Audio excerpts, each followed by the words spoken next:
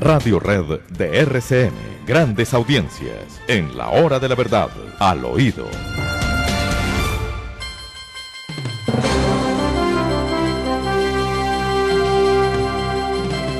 Tenemos que contarles al oído, queridos oyentes, que no tenemos ni idea de quién sea el jefe del nuevo Partido Conservador Colombiano. Conocemos su nombre, lo hemos visto retratado y filmado en los últimos días, pero no tenemos idea de cuáles son sus antecedentes, de cuál es su pensamiento, de cuál es su punto de vista sobre el país.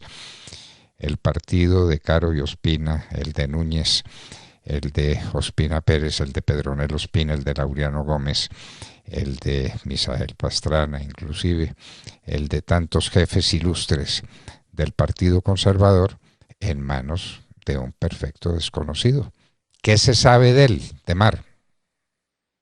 Carlos Andrés Trujillo es la persona que viene a ser el nuevo presidente, director, sí, se le llama director del Partido Conservador, nacido en Itagüí, en el departamento de Antioquia, en el 76, es contador público de carrera, especialista en evaluación social de proyectos, un hombre que nos han comentado siempre ha sido muy cercano al ahora presidente de Colombia electo, Gustavo Petro. Bueno. Es algo que, pues, no sé, deja a cualquiera como fuera de base. ¿Cómo que el presidente del Partido Conservador es cercano a Gustavo Petro? Pues sí, esta es una decisión que se tomó después, doctor Fernando, recuerde usted la renuncia del doctor Omar Yepes primero, ¿no? Recuerde usted que él estaba en una línea muy diferente, él estaba en la línea disonante de la bancada y él había propuesto que había que hacerle oposición a Gustavo Petro. Pues no, apareció una fotografía del señor Carlos Andrés Trujillo al lado de Gustavo Petro, donde se anunciaba que la bancada apoyaría a Gustavo Petro como una bancada independiente, no de gobierno, sino independiente, lo que significa que pues podrán aprobar las cosas que les parezcan buenas y podrán criticar y decirle que no a las cosas que les parezcan malas. Eso no cayó bien y eso dividió el partido y ahora tenemos pues que es el nuevo director del Partido Conservador. El nuevo director del Partido Conservador, un personaje desconocido para el país, no es un pensador político, no es un hombre profundo en sus ideas y no puede serlo porque pues si es amigo de Gustavo Petro, qué esperanza, como dicen los argentinos en sus tangos, ¿no? Qué esperanza, che, qué esperanza nos queda con un partido conservador que se rindió, porque están hablando de un nuevo programa y de una alianza y de no sé cuántas cosas y nadie ha dicho en qué consiste ni dónde están sus lineamientos básicos. Y entonces el Partido Conservador tendrá que empezar por aprobar la reforma tributaria que va a acabar de arruinar el país. Es así, ¿no es cierto? Los cambios en el Partido Conservador. Omar Yepes Alzate renunció en un gesto de decoro y de firmeza ideológica que aplaudimos desde aquí. Fue un hombre muy importante en el primer gobierno del presidente Uribe, como me consta, cuando el Partido Conservador estaba firmemente unido en la reconstrucción del país a través de la recuperación de la seguridad y del desarrollo económico. Siempre tuvimos al doctor Yepes y al Partido Conservador de entonces, el de Fernando Gómez Martínez, el de pues tantos próceres conservadores como los que teníamos en aquel momento, y ahora pues lo que queda para mostrar es este sujeto que es el director del partido y nadie sabe de dónde viene y mucho menos para dónde va. Bueno, muy bien. Demar, hemos tenido noticias de que Jaime Bailey, que es sin duda el primer presentador de noticias en el estado de la Florida, se ha venido contra Rodolfo Hernández. ¿Qué hay sobre eso? Me da usted con toda razón, doctor Fernando. Lo de Jaime Bailey es lo que se podía esperar de una persona que simplemente lo llevó a su estudio, lo entrevistó para hablar de esa lucha contra el comunismo y contra el socialismo, y Jaime Bailey le recrimina y le reclama con toda razón porque él había dicho que inclusive que Petro estaba detrás del atentado en su contra, que Petro era la oposición absoluta al libre mercado. Bueno, era todo lo malo. Y entonces le dice Bailey, pero ¿cómo usted ahora aparece abrazado con Petro si hace un par de semanas estaba aquí sentado conmigo y me decía todo lo contrario? Entonces me confirman, por favor, vamos a escuchar a Jaime Bailey y este reclamo que le hace con toda razón al señor Rodolfo Hernández. Okay, hace pocas semanas, Rodolfo, estuviste aquí conmigo. Te entrevisté. Dijiste que Petro estaba rodeado de lo peor de la política colombiana, de ampones, de bandoleros. Dijiste que Petro quería matarte. Pero esto fue hace poco, los primeros días del mes de junio. Y todavía no ha terminado el mes de junio. Estamos hablando de que esto fue hace 20 días, Rodolfo. Y tú decías que Petro quería matarte. ¿Y ahora? Tú deberías ser el jefe de la oposición, el líder de la oposición. Muy bien, te reúnes con el presidente electo, pero preservas tu dignidad de líder opositor que representa a más de 10 millones de colombianos. Y tu papel no es apoyar con entusiasmo de una manera incondicional a Petro, porque eso parece oportunista, parece trepador, parece convenenciero. No, un político con convicciones se aferra a ellas y dice: yo estaré en la oposición y mi papel será el de vigilar, el de supervisar, el de fiscalizar y el de criticar. No el de aplaudir y tampoco el de abrazar así a Petro, por el amor de Dios. Pero pues bueno, es lo que ha hecho el señor ingeniero Rodolfo Hernández, quien anunció que se declara en independencia, lo mismo que su fórmula vicepresidencial, que estará en la Cámara de Representantes, y también se declara en independencia para poder apoyar lo que sea bueno del gobierno Petro y, obviamente, si se quiere, criticar o pretender modificar lo malo que se proponga desde el gobierno Petro. Pero lo cierto es que las fotografías están, Petro con Rodolfo Hernández y la señora vicepresidente electa Francia Márquez con Marilyn Castillo. Ambas fotografías están diciendo que hay unidad, que la propuesta es Colombia. Así que la oposición por ese lado no fue. Entonces, ¿para qué tuvimos elecciones? Si no era si estaban de acuerdo, se hubieran puesto, ¿cierto? Se hubieran sentado a charlar y de pronto el ingeniero hubiera sido el ministro de Obras de Transporte y la doctora Marilyn la ministra de Educación. Pero pues vea. Mire pues lo que está pasando. Entonces esto es lamentable, la oposición se quedó huérfana. Y es que aquí están, como dicen ahora, satanizando la oposición. La oposición es un elemento esencial dentro de un gobierno democrático, dentro de una estructura democrática. La oposición es el otro parecer, es la contravía, es la alternativa que se le da a la gente cuando está hastiada o mortificada o preocupada por las decisiones que esté tomando el gobierno. Hay una oposición. Y esa oposición tiene su papel y tiene su significación.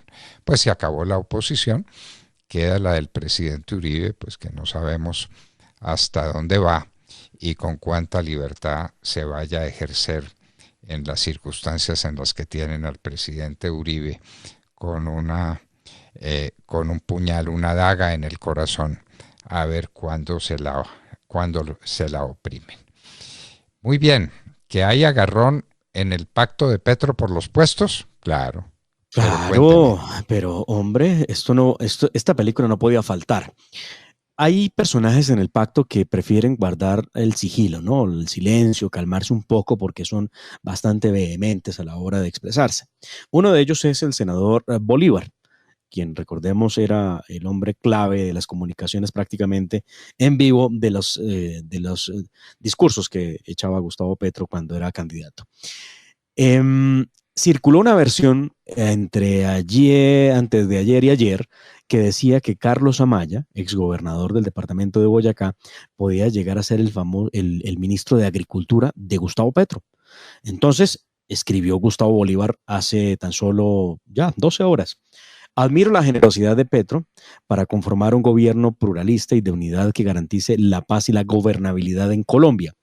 Pero no olvidemos organizaciones sociales, sindicales, campesinas, indígenas, afro y a la izquierda que se jugó la vida por esta causa. Numeral con Amaya no. Esto significa un rechazo al cuento o a la versión que dice que Carlos Amaya sería ministro del presidente electo Petro. Le contestó Carlos Amaya, que no pertenece a la Colombia Humana, sino que pertenece al Partido Verde, habrá que recordarlo.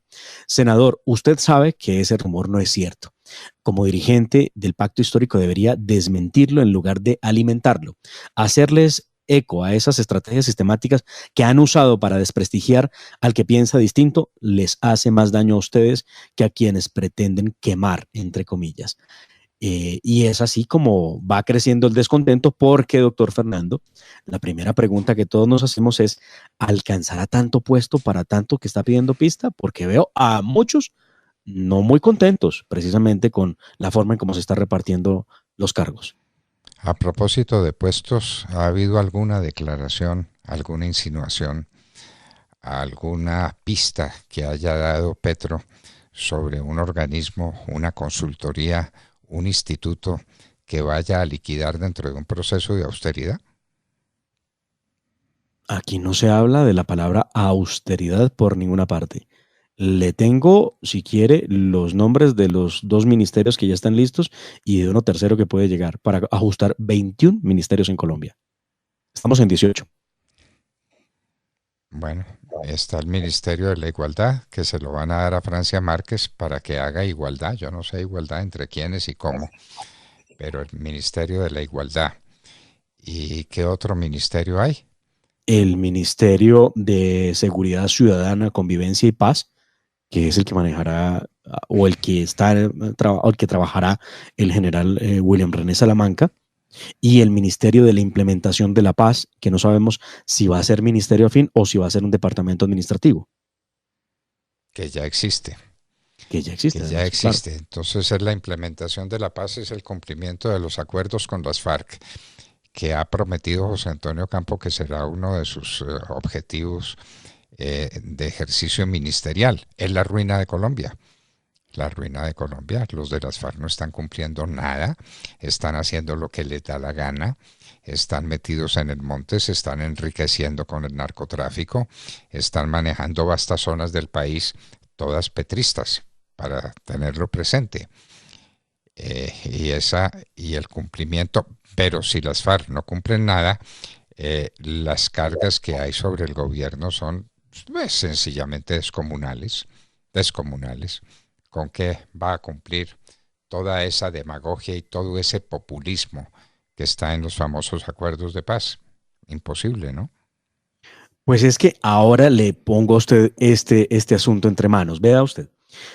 Recuerda que hubo una presentación que creo que todos aplaudimos en Colombia en esos debates que fueron al final de la primera vuelta, bastante complejos, donde ya aparecían los candidatos que eran, por fin se invitaba a toda la rama de candidatos, porque hay que recordar, por ejemplo, que a Salvación Nacional le cercenaron el derecho a poder participar en los debates al doctor Enrique Gómez Martínez, y al final lo iban llevando a los debates. En medio de todos esos debates hubo una presentación de Sergio Fajardo que a todos llamó la atención y aquí en Al Oído hablamos ampliamente de ella.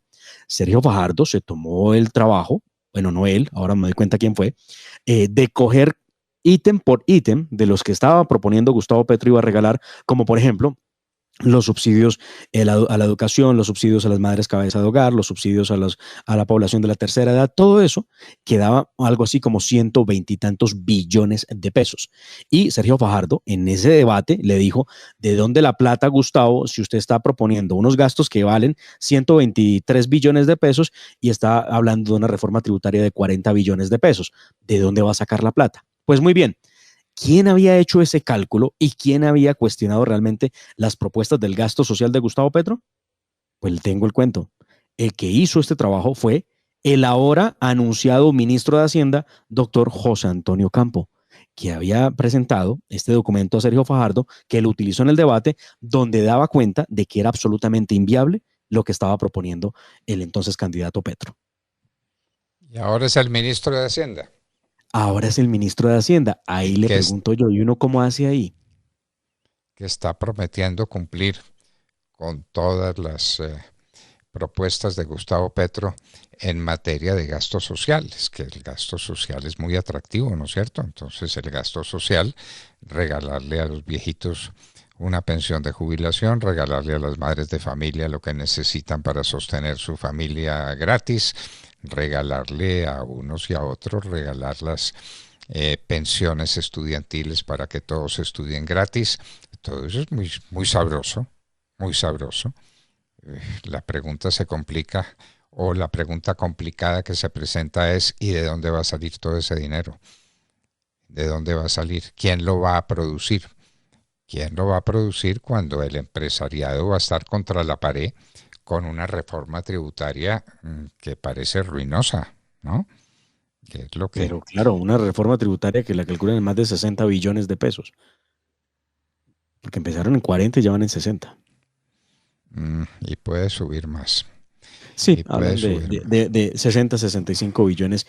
Pero, doctor Fernando, ¿plata de dónde? Y la pregunta es, ¿cómo hará el nuevo ministro, el anunciado ministro, para poder cumplir con algo que él mismo dijo era inviable y se lo dijo a su entonces amigo, bueno, a su amigo Sergio Fajardo, cuando hacía de asesor?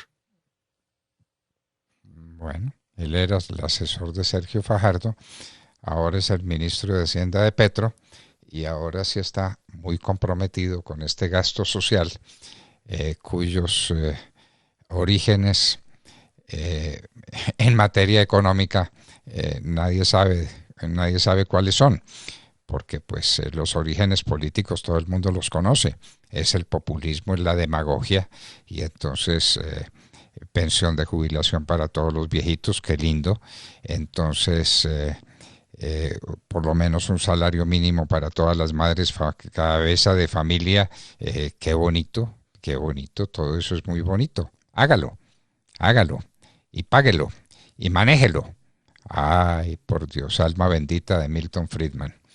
Lo advirtió, lo dijo cuántas veces, pero ¿qué lo puede ¿quién lo puede convencer a quien no se quiere dejar convencer de nada? De manera pues que eso es lo que tenemos. La Comisión de la Verdad ya está cogobernando.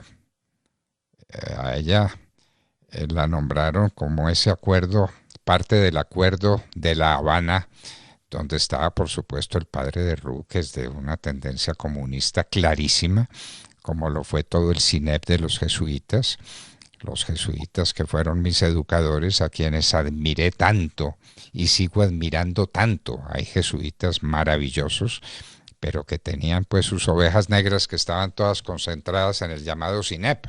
Entre ellos uno que fue mi profesor de química, háganme el favor, el padre Carlos Angulo. Y el padre Carlos Angulo por lo menos trabaja en silencio, por lo menos es discreto, pero el padre de Ru no lo es, y el padre de Ru está en lo que está, en la comisión cogobernando, porque ya Gustavo Petro dijo que eso que había dicho la Comisión de la Verdad era palabra sagrada y que se iba a cumplir, porque la comisión no se limitó a relatar de la mala manera como lo hizo, el origen del conflicto y quiénes son los responsables del conflicto, sino que presentó sugerencias, y esas sugerencias se vuelven plan de gobierno. ¿No es así? Sí, es así. Claro, revisar el programa de gobierno de Gustavo Petro, que es un documento no tan extenso como las 900 páginas de la Comisión de la Verdad, pero si ustedes toman el documento extenso de la Comisión de la Verdad, tiene las recomendaciones y conclusiones que no son más de 40 páginas. Tomen con juicio, léanse esas 40 páginas, revisen las 53, 54 páginas que tiene el programa de gobierno de Gustavo Petro y Francia Márquez, y ustedes van a encontrar cómo las dos son están perfectamente ligadas. Es más, se utiliza mucho término en el programa de gobierno del presidente electo y mucho término que está ahí metido, está inserto en el documento de la Comisión de la Verdad. Y digo, doctor Fernando, cogobernando, porque ¿qué hace un extranjero Ya miré los antecedentes de este señor, ya le digo el nombre. El segundo es español. apellido, Beristain. Beristain, sí. Beristain es español. ¿Es español o mexicano? Español. Beristain le dice a la comisión, a los eurodiputados, que hay que acabar con la financiación o que hay que suspender la financiación que nos hace pues, países en el mundo sobre el tema de asistencia militar. La gran pregunta es por qué terminó un extranjero siendo parte de la Comisión de la Verdad en Colombia si el tema es de Colombia, y segundo, por qué un extranjero sale a hablar en contra del mismo Estado colombiano siendo parte de una institución colombiana. ¿Será que el presidente Iván Duque no se dio cuenta de eso que acaba de ocurrir precisamente en Europa? Uy, el presidente Iván Duque, se me había olvidado que teníamos presidente. No diga. Carlos Martín Beristain, médico, psicólogo español dedicado a la atención psicosocial de víctimas de conflictos armados en el mundo. Bueno, entonces nunca me llamó para preguntarme qué me había pasado con el atentado que me hicieron, ni ha llamado a las familias de mis escoltas que asesinaron, y así sucesiva e indefinidamente, porque ni al padre de Ru ni a estos señores que lo asesoran les interesa un comino la verdad. Lo que les interesa es hacer populismo, hacer demagogia y entregarle el país a la mafia narcotraficante con el pretexto de que es el progresismo. Entonces ellos son progresistas, los narcotraficantes de progresistas. Bueno, alma bendita de Pablo Escobar, ¿cómo le parece, pues? Se perdió la curul que siempre quiso, ¿no? Vamos a tener que ir en peregrinación a la tumba de Pablo Escobar, y ahora la tumba de Gilberto Rodríguez Orejuela, y vamos a tener que pedir la liberación de Miguel Rodríguez Orejuela para que nos orienten sobre cómo tiene que ser el país gobernado por narcotraficantes. Bueno, ya lo tuvieron, ya los del cartel de Cali habían elegido a Ernesto Samper, lo eligieron con su dinero y manejaron el país. Ernesto Samper, que es ahora personaje también fundamental dentro de la estructura de gobierno petrista, ¿no es así? Ahí está, bueno, como otros tantos de Samper que van asomando su cabeza en este nuevo mapa de cargos del gobierno del doctor Petro. Entre ellos José Antonio Campo. Entre ellos José Antonio Campo, claro, y claro, y otros que fueron, inclusive, pues, es que cuando uno mira el gobierno Santos y mira el gobierno Samper, muchos pues vienen de allá y ahora se reencauchan en el gobierno Petro. Carlos Beristain fue coordinador del informe Guatemala Nunca Más y asesor de las comisiones de la verdad del Perú, Paraguay y el Ecuador. Virgen Santa. Bueno, de manera que, como diría el don Juan, yo a los castillos subí, yo a las cabañas bajé y en todas partes dejé recuerdos tristes de mí. De manera que este señor por donde pasó dejó recuerdos tristes y por eso lo tenemos ahora gobernando el país. Se fue para Europa a hablar en nombre de Colombia. Y no sé si eso está entre los 300 y tantos mil millones de pesos de costos que ha tenido para nosotros semejante engendro. ¿Cuántas escuelas se hubieran podido construir? ¿Cuántos hospitales nuevos? ¿Cuántas carreteras de las que no tiene Colombia se pueden solucionar con 400 mil millones de pesos? Pero los dedicamos al padre de Ru y los dedicamos a una prédica comunista tardía y absolutamente fallida. Es que ya en Europa no hay comunismo. ¿No sabrán eso los que se fueron a hacerle propaganda al comunismo a Europa? En Europa se acabó el comunismo con la caída del muro de Berlín. ¿Sabe qué me llama mucho la atención, doctor Fernando? leyendo el informe, porque pues le digo, sinceramente no lo he leído al pie de la letra, ¿no? He leído capítulos y poco a poco voy encontrando cosas. Me llama mucho la atención que estos de la Comisión de la Verdad no dicen una sola palabra del tema de deforestación, del tema de insumos químicos que contaminan los ríos y los riachuelos en Colombia. No dicen una sola palabra de la cantidad de selva que se ha tumbado para sembrar coca. No dice una sola palabra de los efectos del narcotráfico respecto al despojo de tierras.